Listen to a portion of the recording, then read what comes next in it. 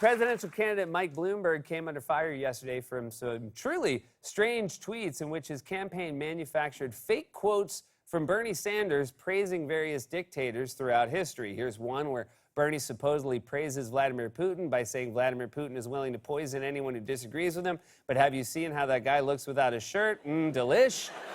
And here's one where Sanders supposedly praises Syria's Bashar al-Assad, saying, look, we all know Bashar al-Assad has committed countless war crimes against his own people, but let's not forget how he introduced paper recycling to reduce municipal waste.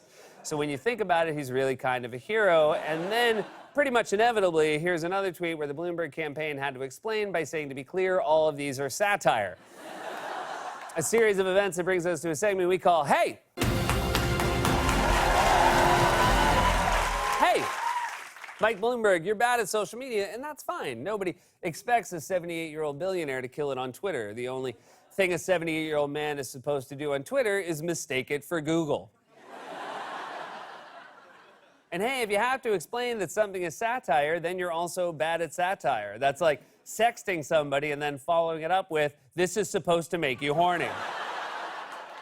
And you know, in general, I would just stay away from satire since you're not exactly known for your comedy stylings. Here you are at a show in New York City in 2007, you know, when you were still a Republican, doing a Mary Poppins parody and joking about how you were going to run for president. I'll tell you where I'm going.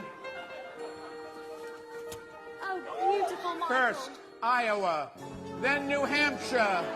Maybe I can get the whole country to behave. Woof. I have seen middle school plays with better acting. That performance was so bad, Dick Van Dyke saw it and endorsed Bernie. Also, this year you didn't even make it to Iowa and New Hampshire. You know who did? Bernie, and he won, and he didn't even need a magic umbrella. I don't use umbrellas. I have one free poncho. I got it at Woodstock 50 years ago. That's it. You make a poncho last.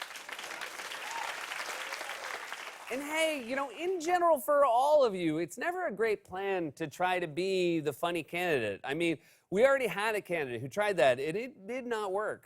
I don't know who created Pokemon Go, but I'm trying to figure out how we get them to have Pokemon go to the polls. Mike Bloomberg saw that and said, well, I'll never have her natural comic timing, but maybe with practice I can get close.